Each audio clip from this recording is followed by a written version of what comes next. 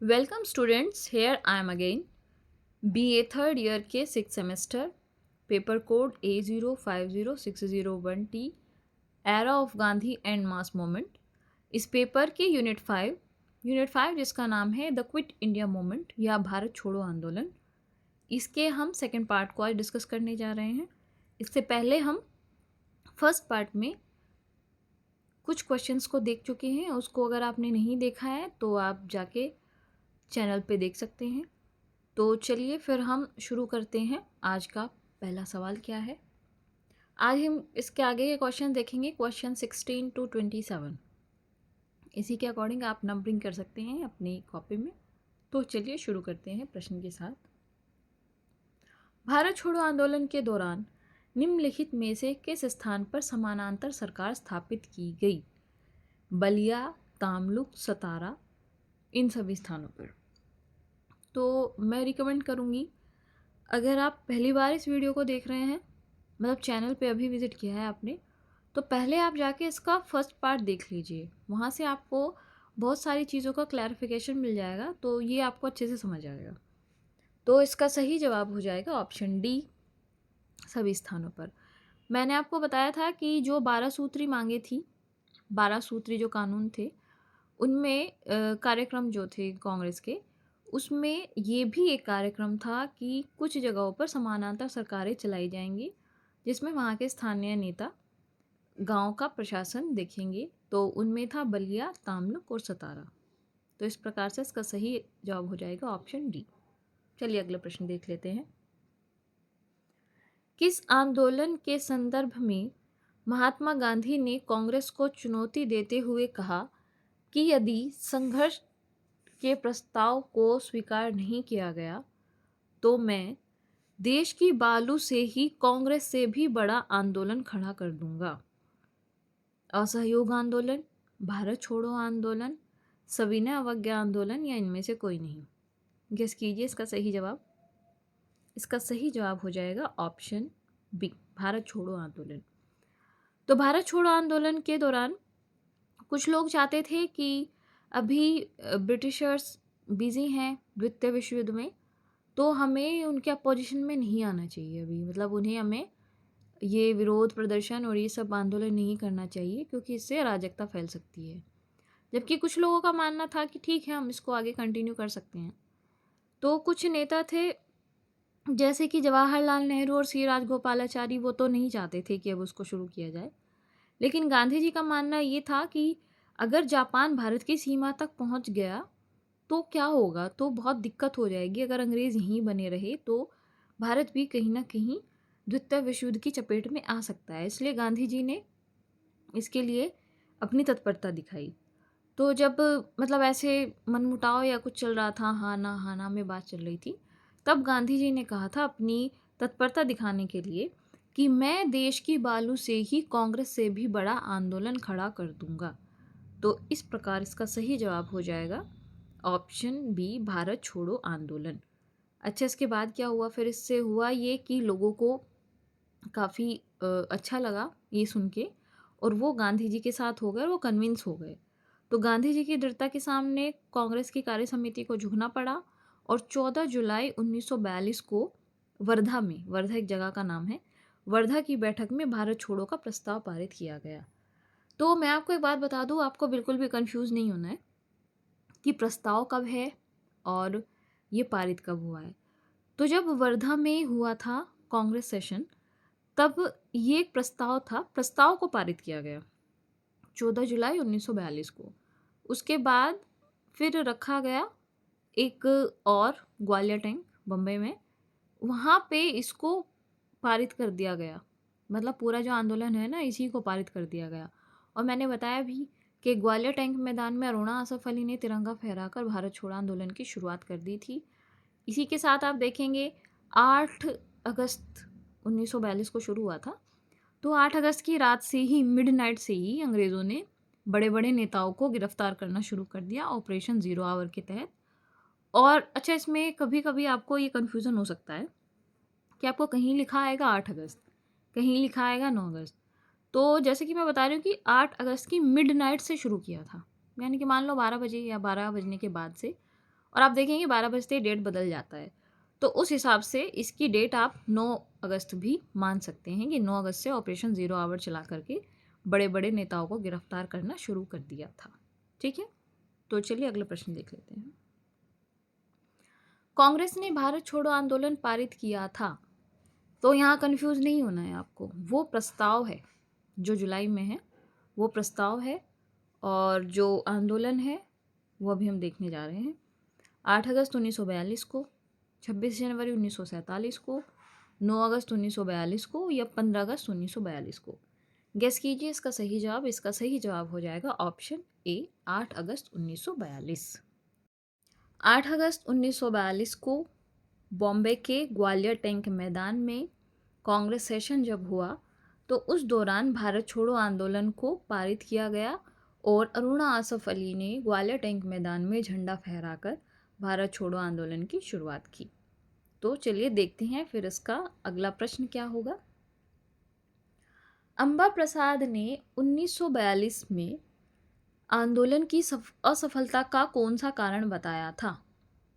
तो इसको आप कॉमन सेंस से सॉल्व करने की कोशिश कीजिएगा। देखते हैं इसका आंसर। ऑप्शन देखते हैं। सरकारी सेवकों की वफादारी, आंदोलन के संगठन में आयोजन में कमियां, सरकार की आंदोलनकारियों की अपेक्षा कई गुना अधिक शक्ति, या डी उपयुक्त सभी। तो इसको कॉमन सेंस से सॉल्व कीजिए। इसका सही जवाब हो जाएगा ऑप्शन डी, उपयुक्त सभी। तो सीधी सी बात है कि जब उनको कहा गया था कि आप सरकारी सेवाओं को त्याग दीजिए, तो ज़रूरी तो नहीं है कि सबने त्यागा हो, कुछ ने त्यागा होगा, कुछ ने नहीं त्यागा होगा, तो ये कारण हो गया। दूसरा है कि आंदोलन के संगठन में आयोजन में कमियां। आप देख ही पा रहे हैं कि ऑपरेशन ज़ीरो आवर को चला करके बड़े नेताओं को तो गिरफ्तार ही कर लिया गया, फिर भी लोगों ने कोशिश की इसको चलाने की। जैसे कि जो स्थानीय लोग थे उन्होंने समानांतर सरकारें चलाई हैं, कुछ लोगों ने गुप्त रेडियो स्टेशन वगैरह ये सब से इसको संचालन किया है। उसके बावजूद भी कहीं ना कहीं नेतृत्व विहीन कुछ जनता थी, जिसकी वजह से भी ये जो आंदोलन था ये असफल हुआ।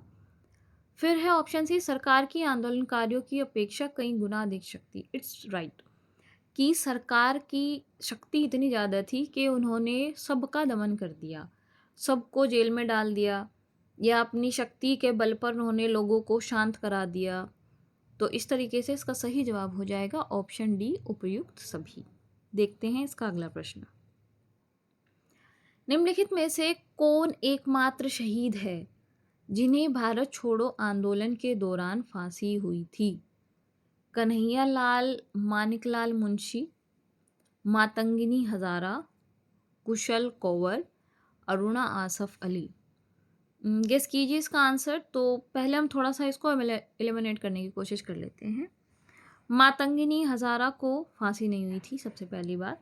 हमने अभी देखा था मातंगिनी हजारा 73 ईयर्स ओल्ड एक महिला थी, और उनको गोली लगने से उनकी मृत्यु हो गई थी। जिन्होंने गोली लगने के बाद भी तिरंगा नहीं गिरने दिया था, वे हैं मातंगिनी हजारा। तो ये तो इसमें से हट जाएगा। तो अब हमारे पास बचते हैं 3 ऑप्शन। देखते हैं इनमें से सही ऑप्शन क्या है। तो सही ऑप्शन है इसका ऑप्शन सी, कुशल कंवर। तो कुशल कंवर एकमात्र ऐसे व्यक्ति थे जिनको फांसी हुई थी, और उनके ऊपर जो इल्ज़ाम था वो भी बड़ा अजीब था, क्योंकि आपको पता ही है कि इसमें जो आंदोलनों में जो कार्य थे वो शामिल थे, जैसे रेल की पटरियाँ उखाड़ देना, टेलीग्राफ नष्ट कर देना, डाकघर नष्ट कर देना। तो इसी में एक रेलगाड़ी पलट गई वहाँ, तो उन्होंने फिर उन्हीं पे ब्लेम लगा दिया कि इन्हीं की वजह से ऐसा हुआ है, और उसके लिए उन्होंने उनको फांसी दे दी थी। इसीलिए कहा जाता है कि इसके मतलब जो लेटर पीरियड चल रहा था इसका, भारत छोड़ो आंदोलन का, इस दौरान एकमात्र शहीद होने वाले व्यक्ति हैं कुशल कंवर। तो ठीक है, इतना आपको समझ में आया होगा। ये असम के थे, असम के गोलाघाट के। तो देखते हैं अगला प्रश्न। किस उदारवादी नेता ने भारत छोड़ो आंदोलन अविचारित तथा असामयिक माना? पंडित मदन मोहन मालवीय, महादेव देसाई, HP मोदी, या तेज बहादुर सप्रू। तो इसका सही जवाब हो जाएगा ऑप्शन डी, तेज बहादुर सप्रू। तेज बहादुर सप्रू ने भारत छोड़ो आंदोलन को अविचारित तथा असामयिक माना है। देखते हैं अगला प्रश्न। भारत छोड़ो आंदोलन के प्रति दमनात्मक कार्रवाई के विरुद्ध किसने 21 दिन के उपवास की घोषणा की?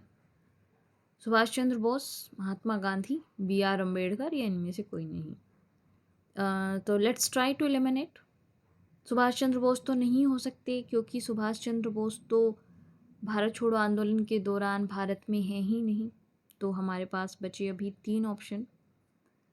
तो इसका सही 3 में से देखने की कोशिश करते हैं, तो ये हो जाएगा ऑप्शन बी, महात्मा गांधी। तो महात्मा गांधी ने देखा कि लोगों पर बहुत अत्याचार किए जा रहे हैं, लोगों पर लाठियां बरसाई जा रही हैं, गोलियां बरसाई जा रही हैं, हिंसा अपने चरम पर पहुंच गई है। तो इसको देखकर गांधी जी बहुत दुखी हुए और उसकी वजह से उन्होंने दमनात्मक कार्रवाई को रोकने के लिए 21 दिन के उपवास की घोषणा की। तो इस प्रकार से इसका सही जवाब हो जाएगा ऑप्शन बी, महात्मा गांधी। चलिए देख लेते हैं अगला प्रश्न। भारत छोड़ो आंदोलन के दौरान ऑपरेशन जीरो आवर के तहत कब कांग्रेस के मुख्य नेताओं को गिरफ्तार किया गया? 8 अगस्त 1942, 9 अगस्त 1942, 10 अगस्त 1942 या इनमें से कोई नहीं? गेस कीजिए इसका सही जवाब। तो आई थिंक आपने इसका आंसर गेस कर लिया होगा। इसका सही जवाब हो जाएगा ऑप्शन बी, 9 अगस्त 1942। तो जैसा कि मैंने आपको अभी कुछ टाइम पहले ही बताया था, 8 अगस्त 1942 को इसको शुरू किया गया। 8 अगस्त की रात को ही, यानी कि 12 बजे के बाद से इन्होंने ऑपरेशन ज़ीरो आवर चला के इनको गिरफ्तार करना शुरू कर दिया। तो इस तरीके से वो डेट हो जाएगी 9 अगस्त 1942। तो 9 अगस्त 1942 को भारत छोड़ो आंदोलन के दौरान ऑपरेशन ज़ीरो आवर चलाया गया। देख लेते हैं अगला प्रश्न। 1942 के आंदोलन के मुख्य कर्णधार थे किसान, मजदूर, विद्यार्थी, उपर्युक्त सभी? तो इसका सही जवाब हो जाएगा ऑप्शन डी, उपर्युक्त सभी। तो इसमें किसान भी शामिल थे, क्योंकि उन पे लगान बढ़ा दी गई थी। मजदूर भी शामिल थे, विद्यार्थी भी शामिल थे, क्योंकि इसमें देखा ना आपने, इसमें एक जो इनके कार्यक्रम थे, 12 कार्यक्रम थे, उसमें से एक कार्यक्रम ये भी था कि सरकारी संस्थाओं को छोड़ दिया जाएगा। स्कूल जा रहे हैं बच्चे, स्टूडेंट्स, तो वो स्कूल जाना छोड़ देंगे। टीचर्स जा रहे हैं तो वो टीचर्स स्कूल जाना छोड़ देंगे। तो मैंने कहा था वो करेंगे क्या कि वो मेन स्ट्रीम में आकर के आंदोलन करेंगे और आंदोलन में शामिल होंगे। तो इस प्रकार इसका सही जवाब हो जाएगा ऑप्शन डी, उपर्युक्त सभी। चलिए अगला प्रश्न देखते हैं। अखिल भारतीय कांग्रेस कमेटी की बैठक हुई वर्धा, सूरत, इलाहाबाद, मद्रास, इनमें से कोई नहीं? तो इसका सही जवाब हो जाएगा ऑप्शन बी, इलाहाबाद। तो अखिल भारतीय कांग्रेस कमेटी की बैठक हुई है इलाहाबाद में। चलिए अगला प्रश्न देखते हैं। 1942 का आंदोलन जन आंदोलन था, यह कथन है अंबा प्रसाद का, जवाहरलाल नेहरू का, मोहम्मद जिन्ना का या महात्मा गांधी का? तो इसका सही जवाब हो जाएगा ऑप्शन ए, अंबा प्रसाद का।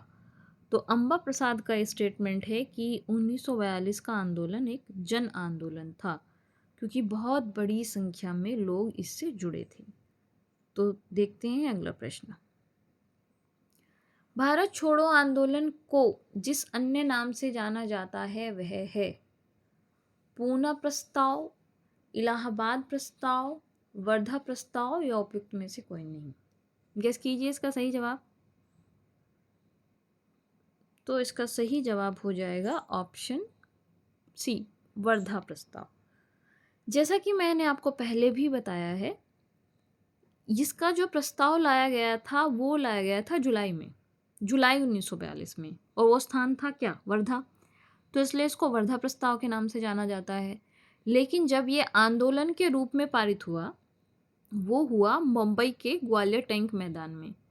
तो यहाँ थोड़ा सा डिफ्रेंशिएट करके याद रखिएगा। अगर प्रस्ताव की बात आए, भारत छोड़ो आंदोलन का प्रस्ताव, तो वो हुआ है वर्धा में, इसलिए इसको वर्धा प्रस्ताव भी कहते हैं। और जब भारत छोड़ो आंदोलन का स्टार्टिंग हुआ वो हुआ बम्बई के ग्वालियर टैंक मैदान से। तो आई होप आपको इतना समझ आया होगा और आप इन सब चीज़ों को याद रखेंगे। तो इस प्रकार यहाँ आपका यूनिट 5 के सभी क्वेश्चंस समाप्त हुए और आप इसको रिवाइज करते रहिए, पढ़ते रहिए। धन्यवाद।